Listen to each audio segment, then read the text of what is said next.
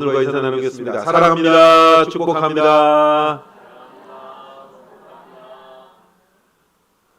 설립 기념주일이라 더 나오실 줄 알았더니 지난주보다 적으면 어떡할까요? 그렇죠? 그러나 그건 세상적인 마음이고요. 저는 오늘 우리가 함께 나누었듯이 이렇게 여러분들을 축복합니다. 지금까지 잘해오셨습니다. 그럼 어떻게 해야 될까요? 앞으로 권사님 감사합니다. 앞으로 더 잘합시다. 옆 사람과 인사합시다. 앞으로 더 잘합시다. 즐거운 우리집 6번째 가정과 교회가 누리는 보혈의 은혜라는 제목의 말씀으로 함께 은혜를 나누도록 하겠습니다. 사랑하는 성도 여러분, 오늘은 우리 교회가 이 땅에 세워진 지 44주년을 맞이하는 참으로 뜻깊고 감격스러운 주일입니다. 44년의 세월 동안 모진 비바람, 그 속에서도 우리 교회를 붙들어 주셨죠. 수많은 성도들의 가정과 눈물을 품어주신 에베네셀 하나님의 한없는 은혜, 아마 모든 감사와 찬송을 올려드릴 수밖에 없겠습니다. 우리는 지난 4주 동안 노아, 아브라함, 이삭, 그리고 야곱, 방주, 장막, 우물, 베델 이 네 가지를 살펴보며 무너진 가정을 다시 세우시는 하나님의 거룩한 손길을 경험하였습니다. 오늘부터는 이제 2부로 넘어가서 함께 울고 웃는 광야의 대가족이라는 주제 아래 출애굽과 광야의 여정 속에 감추어진 가정, 그리고 교회를 향한 영적 원리를 좀 나누어 보려고 합니다. 오늘 함께 읽은 본문은 이스라엘 백성이 430년 동안 처절하게 종노릇하던 애굽을 떠나기 바로 직전에 그 마지막 밤에 일어난 사건을 이야기합니다. 그 밤은 온 애굽 땅에 전무후무한 재앙 그리고 심판의 바람이 몰아치던 두려운 밤이었습니다. 하나님을 대적하고 이스라엘을 억압했던 애굽의 모든 가정에 장자의 죽음, 그러니까 큰 아들의 죽음이라는 심판이 임하였죠. 왕의 왕자의 앉은 자의 장자부터 맷돌 뒤에 있는 몸종의 장자, 그리고 심지어 가축의 첫 새끼에 이르기까지 피할 수 없는 통곡과 죽음의 그림자가 애굽의 모든 집안을 덮쳐버립니다. 그런데 신기한 일이 일어나죠. 똑같은 땅, 똑같은 밤을 지나고 있지만 또 한 사람의 죽음도 없이 완벽한 보호와 구원 속에서 평안히 찬송을 부르던 집들이 있었어요. 바로 고센 땅에 살던 이스라엘 백성의 집이죠. 그럼 무엇이 이 엄청난 차이를 만들었을까요? 이스라엘 백성들의 집이 애굽 사람들의 집보다 인테리어가 더 훌륭하거나 건물이 튼튼해서였을까요? 아닐 겁니다.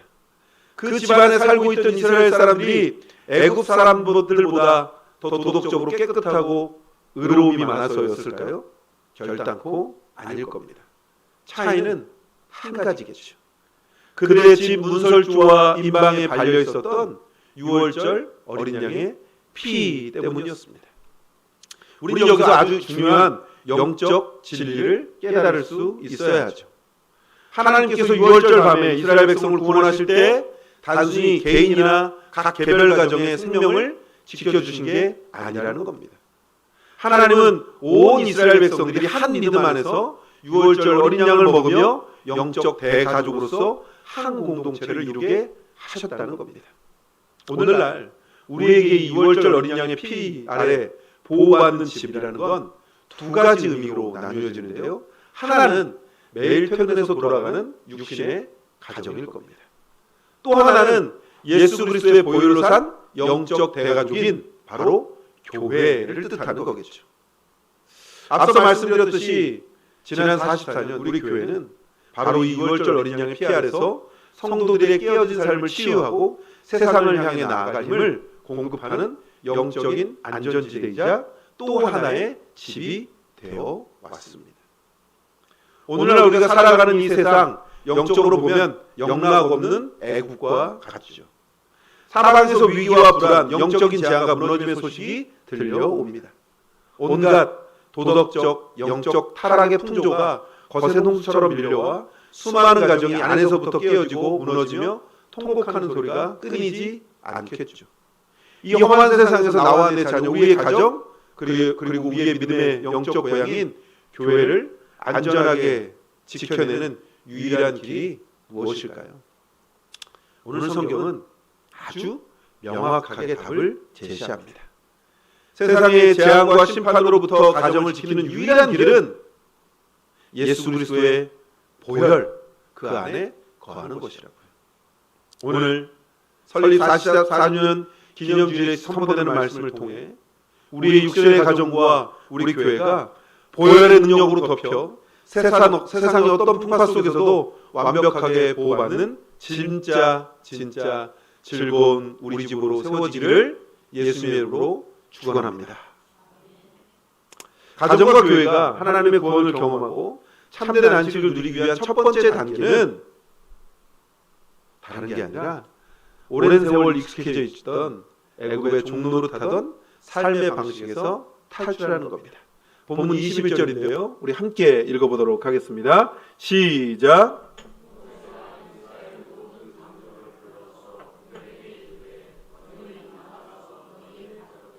어린 양을 택하여 유월절 양으로 잡고. 여기서 모세가 이스라엘 장로들에게 이렇게 얘기하죠. 너희는 나가서, 장로들을 불렀습니다. 장로들 불렀으면 이제 명령을 해야 되는데 이 명령이 딱 하나예요. 나가. 여기 있지 마. 구원은 단순히 마음의 위안을 얻는 게 아닙니다. 사람들은 교회를 다니면 마음의 평안이 찾아온다고 생각하는데 그렇지 않습니다. 구원은 자리를 옮기는 겁니다. 익숙하지만 영적으로 나를 죽어가게 만들던 그 죄악의 자리, 세상의 가치관이 지배하는 자리에서 발걸음을 떼어서 과감히 밖으로 나오는 겁니다. 이스라엘 백성들은 애굽의 바로왕의 압제 아래 벽돌을 굽고 성을 쌓으면서 탄식하던 중이었습니다. 참으로 안타까운 것은 이들이 고통하면서도 은연중에 애굽의 문화, 그리고 애굽이 주는 고기 가마, 부추와 마늘, 이런 육신적인 안락함에 깊이 중독되어 있었다는 겁니다. 그래서 그들은 훗날 광야에서 작은 어려움만 만나도 이렇게 얘기하죠. 우리가 애굽에서 있을 때가 더 좋았습니다. 왜 우리를 이끌어내서 죽게 만드십니까? 그리고 말하죠. 애굽으로 돌아가자. 원망했습니다. 몸은 빠져나왔는데 여전히 마음은 애굽의 노예 상태에 머물러 있었다는 거죠. 오늘 수많은 그리스도인의 가정과 교회들이 똑같은 영적 모순을 앓고 있어요. 입으로는 말하죠.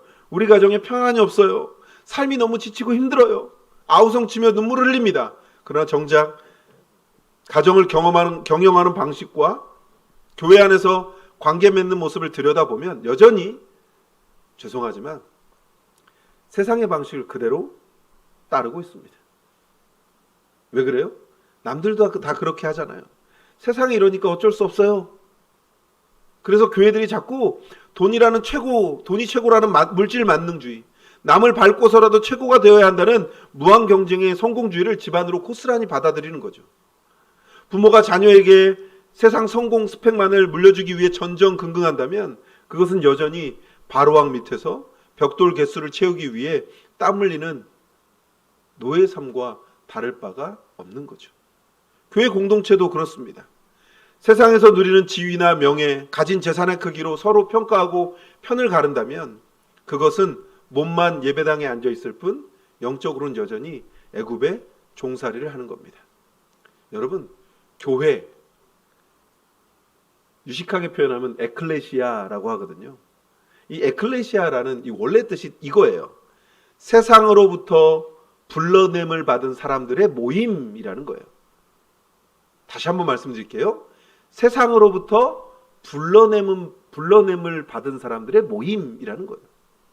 즉, 우리가 교회가 되었다는 것은 이미 세상의 가치관에서 완전히 탈출했다는 영적 선언이라는 거죠. 세상의 가치관이라는 흙으로 지어 올린 집은 결코 우리에게 참된 안식을 주는 즐거운 우리 집이 될 수 없다라는 겁니다. 우리 교회가 이제 작년인가요? 44살이니까 44살쯤 되면 어떤 고민을 할까요? 결혼은 했겠고요. 자식들도 어느 정도 컸겠고요. 이제 건강 걱정하나요? 아니죠. 집 걱정합니다.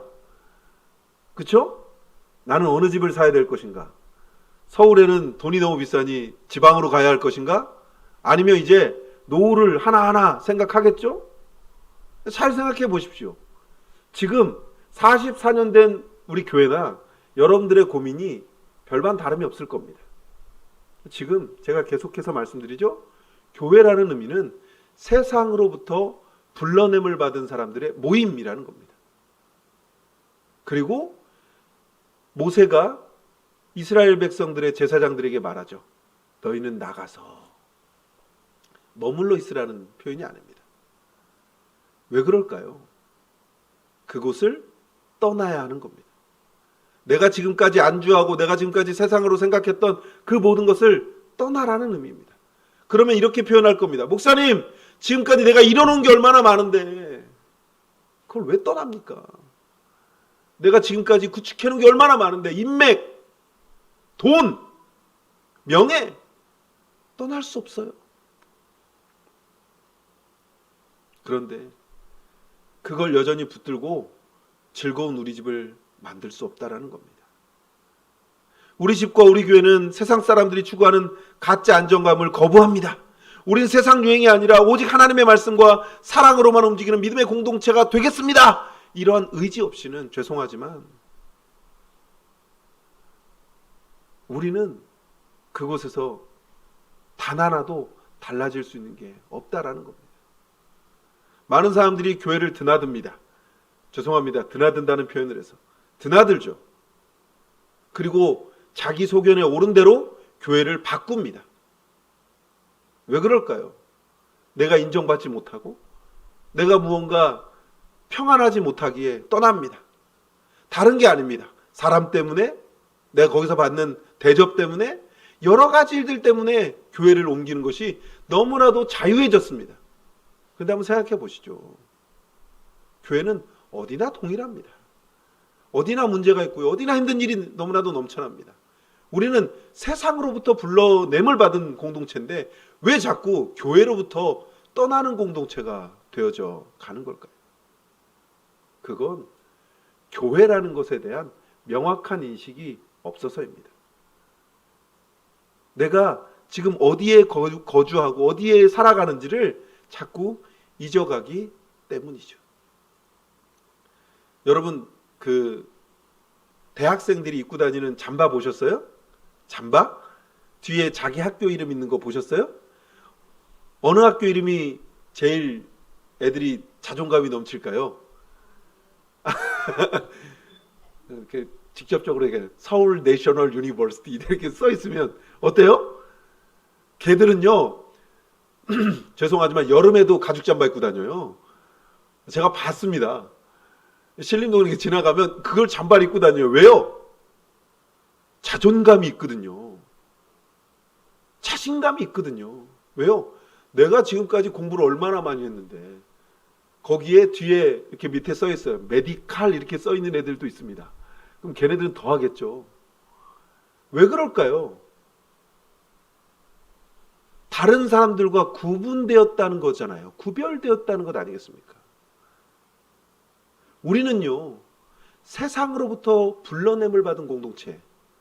우리 뒤에 뭐가 붙어 있어요? 지저스가 붙어 있는 거예요. 왜 이거에 대해서는 자존감이 없으십니까?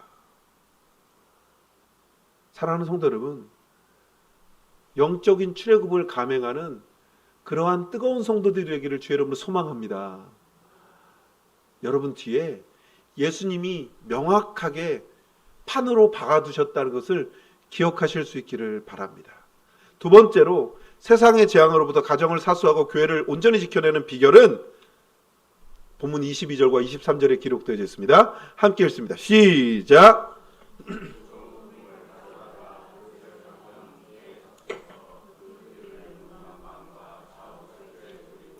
아침까지 한 사람도 자기 문 밖에 나가지 말라. 여호와께서 애굽 사람들에게 재앙을 내리려고 지나가실 때에 문 임방과 좌우 문설주의 피를 보시면 여호와께서 그 문을 넘으시고 멸하는 자에게 너희 집에 들어가서 너희를 치지 못할게 하실 것임인지라. 아멘. 여기 보면 하나님께서 어린 양을 잡아 그 피를 집 문 임방과 좌우 문설주에 빈틈없이 뿌리라고 하십니다. 요즘 사람들은 이거 잘 모릅니다. 그렇죠? 다 히든몰딩이 돼 있어서 집에. 그리고 집에 문이라는 게 그냥 현관문밖에 없으니까 예전 집들은 대문 옆에 뭐가 있어요? 기둥이 있습니다. 그리고 기둥 위에 뭐가 있어요? 또 하나의 큰 옥상 같은 게 있습니다. 이런 것들이 문설주와 문인방이죠. 거기에 뭐예요? 어린 양의 피를 뿌리라는 거예요. 왜 뿌릴까요? 왜 뿌릴까요? 뒤에다 얘기하겠습니다. 그리고 하나의 규칙을 주시는데 이렇게 돼 있어요. 어떻게 되냐면 아침까지 단 한 사람도 그 집 문 밖으로 나가지 말아라 이렇게 돼 있어요. 지금 이 명령이 어렵습니까? 아니요. 그렇죠? 하나예요. 어린 양의 피를 뿌리고 그 문만 안 열면 돼요. 나가지 않으면 됩니다. 집안에서 무엇을 하든 아무 상관없습니다. 그런데 그 문 밖으로 나가지 말라고 합니다. 아까는 모세는 너희는 나가서라고 했습니다. 근데 지금 하나님은 뭐라고 명령하세요? 너희는 그 안에 있어 라고 얘기하는 겁니다. 장자를 치는 죽음의 사자가 애굽 전역을 휩쓸던 그 공포의 밤에 인간의 생명이 가장 완벽하게 보장받을 수 있는 유일한 안전지대가 바로 그 집 안뿐입니다. 아무리 이스라엘 백성일지라도 호기심으로 세상을 동경해서 피가 발라진 문 밖으로 발걸음을 옮기면 죽음을 면치 못한다는 것이죠. 반대로 조건이 부족하고 연약할지라도 그 피 아래 모여 있었던 자들은 머리카락 하나 상하지 않고 보호받는다는 거죠. 심판의 사자가 그 붉은 피를 보고 그 문을 패스오버 넘어갔다라는 겁니다. 그게 유월절이죠. 사랑하는 성도 여러분, 그럼 이 모여있는 게 구체적으로 뭘 의미할까요? 그건 바로 온 가족과 성도들이 예수 그리스도의 십자가 복음을 절대적으로 의지하고 그 보혈의 은혜 안에서 영적으로 깊이 교제하며 하나가 되는 걸 뜻합니다. 사도행전 2장 20장 20절에 보면 성령께서 하나님이 자기 피로 사신 교회를 보살피게 하셨다고 말하십니다. 교회는 단순히 사람들이 편리하게 모이는 콘크리트 건물이 아니죠. 교회는 예수 그리스도의 보혈을 기초로 세워진 보혈의 집이라는 겁니다. 따라서 참된 성도의 교제는 오직 그리스도의 피 아래 모였을 때만 가능한 겁니다. 다시 말씀드려요. 참된 성도의 교제는 오직 그리스도의 피 아래 모였을 때만 가능하다는 사실을 믿으실 수 있길 주의 이름으로 소망합니다. 오늘날 많은 가정이 한 지붕 아래서 살아갑니다. 그러나 마음이 영적으로 뿔뿔이 흩어져 있듯이 안타깝게 많은 성도들이 교회 마당은 밟지만 영적으로는 완전히 고립된 채 살아가죠. 주일에 예배만 겨우 드리고 급히 교회를 빠져나가며 세상의 거친 파도 속으로 홀로 외롭게 걸어 들어갑니다. 그러나 기억하십시오. 집 밖은 위험합니다. 예수 그리스도의 은혜의 울타리 바깥, 즉 믿음의 공동체와 성도의 거룩한 교제 밖은 악한 영들과 절망이 도사리고 있는 치열한 영적 전쟁터입니다. 우리가 영적으로 고립돼 홀로 서 있으려고 할 때 마귀는 먼저 우리의 가정을 흔들고 믿음을 무너뜨리려 공격하는 겁니다. 그러나 우리가 보혈의 능력으로 세워진 교회 안에 머물며 성도들과 함께 울고 웃는 영적 가족의 식탁에 둘러앉을 때 악한 원수 마귀는 결코 우리를 흔들지 못하는 겁니다. 지난 시간 동안 우리 교회는 수많은 위기 속에 있었습니다. 그러나 든든히 서 있을 수 있었던 비결이 뭘까요? 그건 성도들이 영적으로 고립되지 않고 오직 예수의 피 아래 하나로 모여 서로의 아픔을 내 아픔으로 여기며 눈물로 기도해 주었기 때문 아닐까요? 사랑하는 성도 여러분, 3달 전을 생각해 보십시오. 여러분들이 이곳에서 이렇게 예배드릴 수 있었던 가장 큰 이유는 여러분들의 힘이 아니라 여러분들이 모여 기도했던 이 교회, 하나님이 지켜주심이었음을 믿으실 수 있기를 주 이름으로 소망합니다. 이제 저는 거기에만 머물지 않으려고 합니다. 우리 교회는 4개의 목장이 있습니다. 이 목장이 지금까지는 그저 서로의 안부를 묻고 그저 서로 그냥 어느 정도의 교제만 나누는 목장이었다면, 이 목장은 좀 더 세분화된 서로의 아픔을 나누고 서로의 연약함을 위해 손을 맞잡고 기도하는 그런 소그룹으로 만들려고 합니다. 그러하기 위해선 우리가 그 일들을 위해서 함께 기도하고 준비해야 할 것입니다. 사랑하는 성도 여러분, 소그룹은 다른 공동체가 아닙니다. 이 목장을 통해서 교회가 온전하여지고 하나님의 사람들이 좀 더 모여가고 서로를 나누고 서로를 기뻐하며 은혜를 나누는 그런 공동체가 될 수 있기를 예수님의 이름으로 축원합니다. 날마다 기도로 선포하며 온 교회가 믿음의 중심 안으로 모여들 때 세상의 어둠과 우울, 재앙의 바람은 결코 우리를 침해하지 못하고 비켜가게 될 줄로 믿습니다. 세 번째로 보혈의 은혜로 구원받은 가정이 사수해야 될 가장 위대한 소명은 24절부터 26절의 말씀입니다. 같이 읽겠습니다. 시작. 너희는 이 일을 규례로 삼아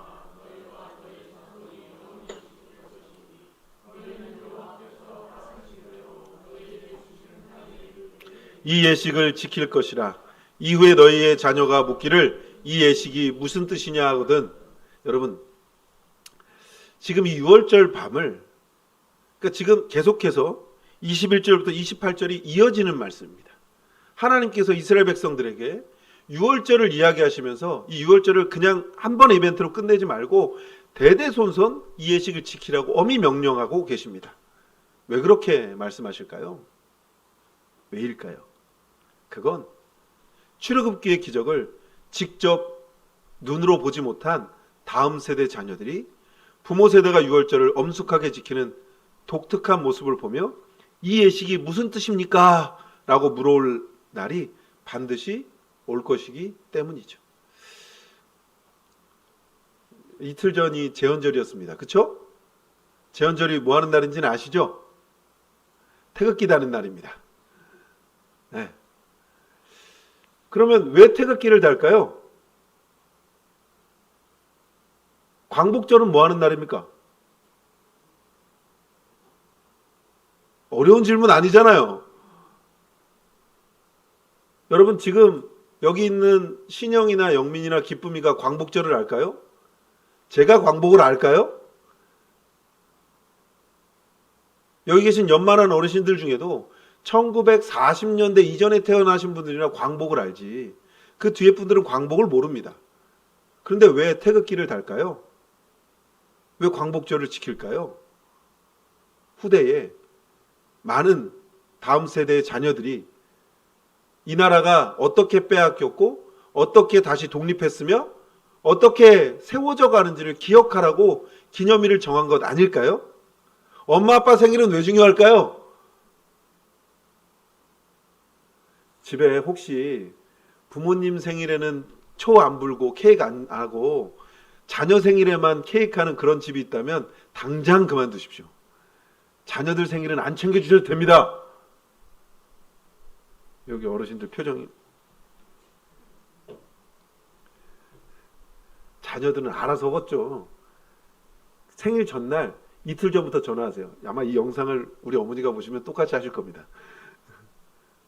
내 생일이야! 안 와? 왜 그래야 돼요? 그래야 손주 손녀들이 알죠. 할머니 생일인지. 왜 이런 걸 이야기하는지 이제 좀 이해가 되세요? 하나님이 명령하시는 거예요. 어떤 명령이에요? 기억해. 너희가 어떻게 이 일들을 했는지. 그리고 27절 상반절에 이렇게 되어 있습니다. 우리 함께 읽을까요?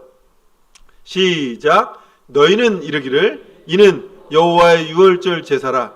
애굽 사람에게 재앙을 내리셨을 때에 애굽에 있는 이스라엘 자손의 집을 넘으사 우리의 집을 구원하셨느니라 하라. 뭐라고 되어 있다고요? 왜 이런 예식을 기념합니까? 부모님, 엄마, 아버지, 할머니, 할아버지, 증조할머니라고 말했을 때 이 일을 기념하는 이유는 하나님이 너희를 살리셨어, 구원하셨어 라는 것을 기억하라는 겁니다. 사랑하는 성도 여러분, 신앙의 전수는 결코 육신의 부모 몇 사람만의 힘으로 되지 않습니다. 이는 반드시 교회 공동체라는 거대한 영적 가족이 함께 품고 감당해야 될 위대한 사명입니다. 여러분, 제가 왜 주보에 계속 여름나기, 청소년부, 청년부 얘기하는 줄 아세요? 기억하라는 겁니다. 이 친구들이 온전히 성장하지 않으면 죄송하지만 우리 교회 다음 세대는 없습니다. 그렇다고 제가 연 많은 어르신들을 그저 내버려 두는 거 아니죠. 어르신들은 저와 함께 하시면 되고요. 아이들은 여러분들이 키워가시면 됩니다. 지금 옆에 우리 아이들도 와 있는데요. 저 아이들이 온전히 서기 위해선 여러분들의 기도와 힘, 응원이 필요한 거죠. 사랑하는 성도 여러분, 그게 교회가 온전히 되는 것 아닐까요? 많은 분들이 저에게 묻습니다. 목사님, 제 자녀들이 예전에는 교회를 그렇게 열심히 다녔는데 왜 교회를 안 나올까요? 속상해 죽겠어요. 왜 그럴까요? 근데요, 이미 답을 알고 계세요. 지금 우리가 했던 이 세 가지를 여러분들이 젊을 때 못 하셨던 거예요. 그러면 희망이 없을까요? 아니요. 희망 있습니다. 자녀들이 다 성장해서 이제 그 자녀들이 자녀를 낳아서 신앙이 없어진 게 아니라 여러분들이 하나님께 기도하는 거죠. 하나님께 내어 맡기는 거죠. 그 여러분의 삶이 변하면 되는 겁니다. 하나님 때문에 살아가는 삶으로, 이 교회를 온전히 세워가는 삶으로 바뀌어가면 된다라는 것 아닐까요? 사랑하는 성도 여러분, 교회는 그런 겁니다. 혼자 되는 게 아닙니다. 교회는 홀로 할 수 없습니다. 그래서 교회는 항상 이렇게 붙이죠. 공동체라고 이야기합니다. 혼자 살아가는 게 아니라, 혼자 서는 게 아니라 교회가 한 덩어리가 돼서 함께 살아가는 겁니다. 어려운 사람이 있으면 내 것을 나누어, 내 것을 내어놓아 그로 살아가게끔 하는 겁니다. 내가 조금 연약하고 부족할 때 다른 사람의 도움을 요청해서 함께 이겨내는 공동체가 교회라는 겁니다. 사랑하는 성도 여러분, 그러할 때 우리는 이 교회 안에서 기억하십시오. 천국을 경험할 수 있는 겁니다. 천국이 저 멀리만 있을까요? 죽어야만 갈까요? 아니요. 천국은 이미 임하여져 있습니다. 하나님의 나라를 살아내야 하죠. 하나님께서 함께하는 은혜를 경험할 수 있어야 하는 겁니다. 사랑하는 성도 여러분, 그게 가정과 교회가 누리는 보혈의 은혜라는 사실을 믿으실 수 있기를 주의 이름으로 소망합니다. 말씀을 정리하겠습니다.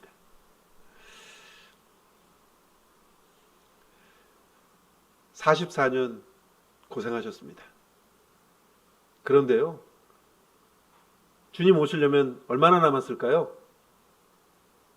나 권사님, 주님 언제 오실까요? 권사님 눈 감기 전에 오면 좋겠죠? 그래요. 저도 그렇게 생각합니다. 사랑하는 성도 여러분, 그런데 안타까운 건 뭐예요? 주님이 언제 오실지 모른다는 겁니다. 그럼 어떻게 될까요? 준비해야죠. 준비해야죠. 슬기로운 다섯 처녀처럼 기름을 받아놓고 신랑을 맞을 준비를 해야죠. 그 준비가 뭘까요? 내 가정을, 교회를 하나님이 임재하시는 공동체로 만들어 가는 거죠. 그걸 해내는 겁니다. 모세가 이야기하잖아요. 너희 집에 뭘 바르라고? 너희는 나가서 백성들에게 알려라. 어린 양을 잡아 피를 문설주와 임방에 바르고 절대 아무도 나가지 말게 하라. 그럼 하나님이 너희 가정을 구원하실 것이다. 우리 민족을 구원하실 것이다. 그리고 우리를 이 애굽 땅에서 인도하여 낼 것이다. 그리고 그것에만 머물지 말고 우리가 이제 이 날을 기념하여 지키자. 하나님이 우리를 구원하셨듯, 하나님이 우리를 살리셨듯 내 자녀를, 내 후손을 하나님께서 살리실 것이다. 사랑하는 성도 여러분, 이걸 우리로 바꾸셨으면 좋겠습니다. 오늘 본문 27절 하반절은 이렇게 되어 있습니다. 백성이 머리 숙여 경배하니라. 이 말은 뭡니까? 경배라는 건 뭐예요? 나는 할 수 없음을 얘기하는 겁니다. 내 무릎을, 내 모든 것을 지존자 앞에 내려놓는 거죠. 그리고 28절에 보면 그들은 즉시 물러가서 하나님의 말씀대로 문에 피를 바릅니다. 그 무서운 밤에, 그 어려운 밤에, 칠흑 같은 그 밤에 그들은 하나님의 명령에 순종합니다. 다음날 아침 애굽의 모든 결박이 끊어졌습니다. 그리고 하나님의 새로운 여정이 시작됩니다.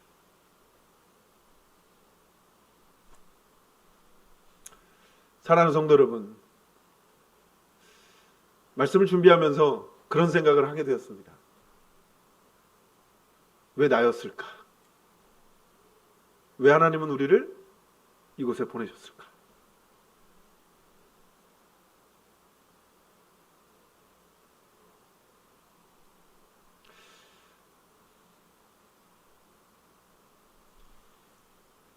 우리가 교회죠.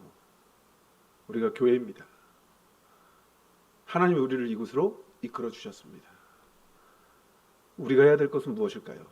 말씀을 들었으면 그 말씀대로 나아가서 실행하는 겁니다. 토달지 않는 겁니다. 머리 숙여 경배했다는 건 어떤 변명도 하지 않는 겁니다. 이제 우리는 다시 이 걸음을 시작해야 되는 시작점 앞에 놓여져 있습니다. 44년을 이끌어 주셨듯 앞으로의 44년, 아니 주님 오시는 그날까지 이끌어 주실 겁니다. 제가 그런 말씀을 드렸습니다. 저는 여러분들보다 좀 큰 양이라고, 덩치가 좀 큰 양이라고. 근데 저도 무섭습니다. 근데 우리의 목자 되시는 예수님이 우리를 이끌어 주십니다. 준행해야겠죠. 순종해야겠죠. 함께 합시다. 혼자서는 갈 수 없는 길입니다. 우리의 교회가, 우리의 목장이, 우리의 주일학교가, 모든 팀이 한마음 한뜻으로 머리 숙여 경배할 때 아마 역사는 일어날 줄로 믿습니다. 사랑하는 성도 여러분, 사랑하고 축복합니다. 이 영웅교회를 통해서 하나님이 이루실 일을 함께 기대했으면 좋겠습니다. 주책맞은 목사지만 그래도 여러분들과 함께하기 위해서, 그리고 여러분들이 딛는 모든 걸음에 저도 함께 그 길을 걸어가겠습니다. 이제 다시 기도를 시작합시다. 이제 다시 교제를 회복합시다. 그래서 하나님이 귀하게 여기시고 하나님이 이끄시는 그 은혜를 맛보았으면 좋겠습니다. 그리고 지난 44년 동안 우리 교회를 지켜주신 신실하신 하나님께서 앞으로도 우리 가정을 지켜주시고 우리 교회를 이 광야 같은 세상 속에서도 날마다 함께 울고 함께 웃으며 끝내 승리하는 영원한 즐거운 우리 집으로 삼아 주실 줄 믿습니다. 이 놀라운 보혈의 능력이 오늘 예배하는 모든 성도 여러분의 가정과 우리 영웅교회 위에 영원토록 가득하기를 예수님의 이름으로 간절히 축원합니다.